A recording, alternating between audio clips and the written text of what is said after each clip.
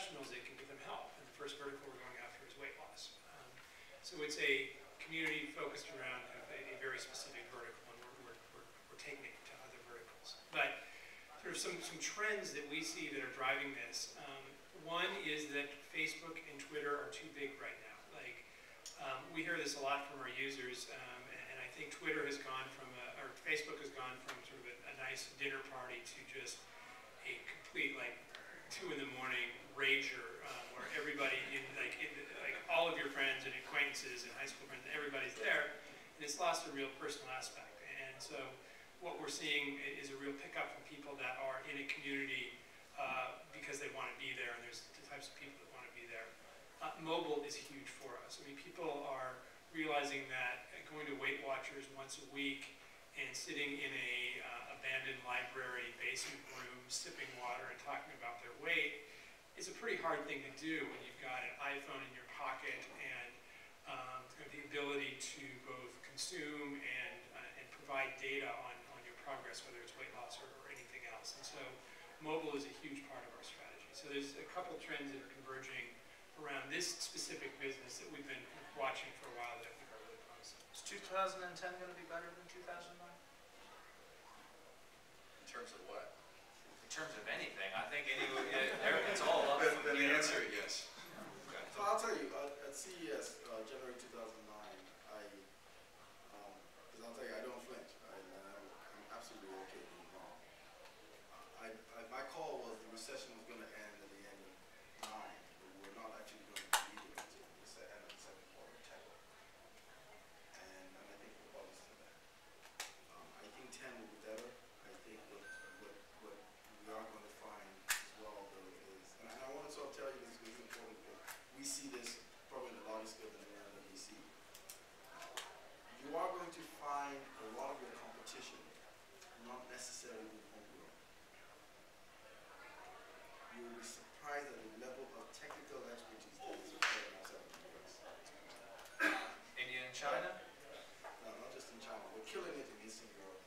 We have companies that are just taking it to the next level. I still have scars from that, thank you.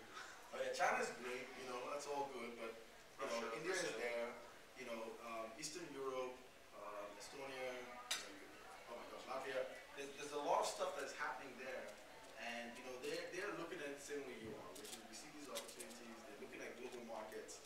They love the U.S. because it's a large establishing market. They can dominate it in Europe very quickly, and so I think if there's going to be a big secular trend for 10, is that the cliched view of the world being flat. I think you will start to see it in entrepreneurship, right? And watch the Chinese, because I always say, if you follow the Chinese, you can tell where the money's going. And watch the Chinese companies that, while they're looking at because domestic consumption in China is actually relatively low compared to the GDP. It's about 40% versus, the US is 7% and India is 7 or 2/3.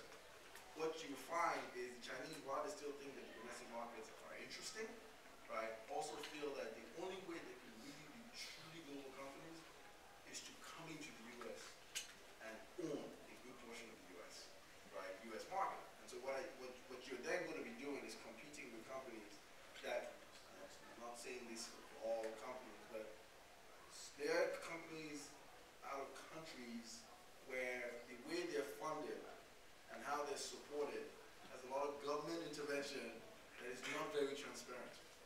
So you're not competing on the same level, and the ground rules are very different. Who are you thinking of specifically? Just countries. And so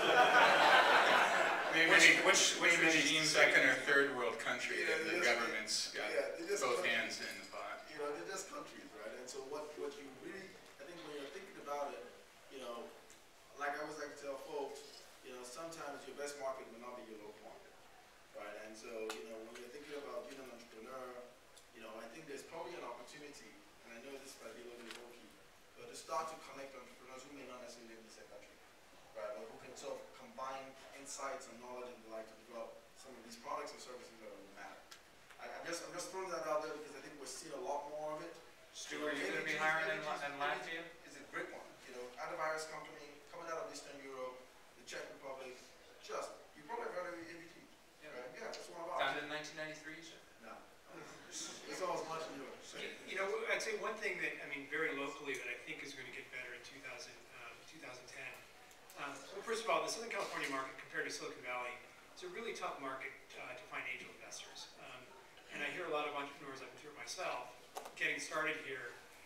There's not a lot of capital for the early stages, unlike Silicon Valley, where most of the wealth has been generated by the tech industry, and a lot of that personal wealth is going back into it. And it's really hard. And I think LA has been especially hard hit in the last year, where people who are feeling rich because of things like real estate, that traditionally like to put some of their money in startup companies, were suddenly holding on to it, are starting to come back now. People are feeling, I mean, no, that was Madoff, which hit LA really bad. And, you know, those real estate can do LA really bad. and it's hard, right? I mean, it always drives me crazy. I mean, you get in a plane to go to Silicon Valley, and you're flying over these beautiful neighborhoods and all this wealth in Los Angeles, yet that wealth is not going into technology. It's going, because it doesn't come from technology.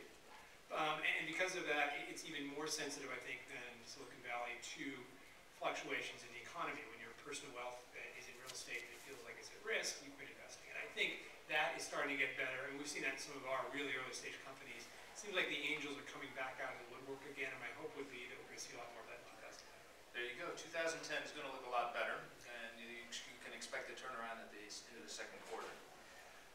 I'm going to move now to the last part of my part of the presentation, the lightning round. And I didn't tell our panelists that we're going to do this. The rules are very simple. There are only wrong answers, so pick your wrong answer accordingly. You have about 5 to 15 seconds to answer. For those of you in the audience, that's about the length of a Twitter post, so think about it in that respect. True, false, or? True, false, yes, no, however you want to answer is fine, as long as you do it quickly and move along. We'll just go right down the line. Your favorite business lunch spot in Southern California is, Mark? Gulfstream. Egosa? I don't have. You don't eat lunch? No, He never comes to visit me. Oh, okay. I woke up today. Stu? Uncle Bill's famous pancakes in Manhattan Beach. There you go. Kindle or iPad? Kindle. iPad. iPad. And I've got a Kindle for sale. I don't want